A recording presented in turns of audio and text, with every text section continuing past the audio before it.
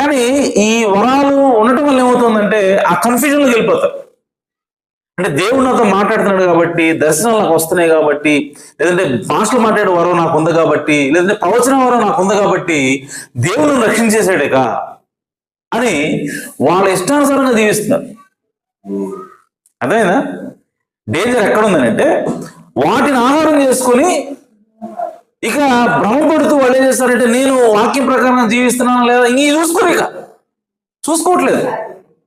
So దానివల్ల చాలా ప్రమాదంలో పడిపోతుంది. అందుకోసం ప్రవక్త కన్ఫ్యూజన్ క్రియేట్ చేస్తుంది. ఆమె ప్రవక్త ఒకసారి మీటింగ్కి వెళ్ళాడు, పెంతెకోస్తు మీటింగ్ జరుగుతుంది, మీటింగ్కి వెళ్తే అక్కడ అందరూ కూడా భాషలో మాట్లాడుతూ ఉన్నారు. ఒక ఆయన వచ్చి అర్థం చెప్తా ఉన్నాడు. చూసాడు ఆయన, చూసి అబ్బా ఇది పరలోకంలాగా ఉంది, దేవుడు ఇక్కడ ఉన్నాడు నిజంగా, ఎంత ఎంత అద్భుత కార్యాలు ఇక్కడ జరుగుతున్నాయి, అసలు భాషలు మాట్లాడటం ఏంది, మళ్ళీ అంటే ఇంకొక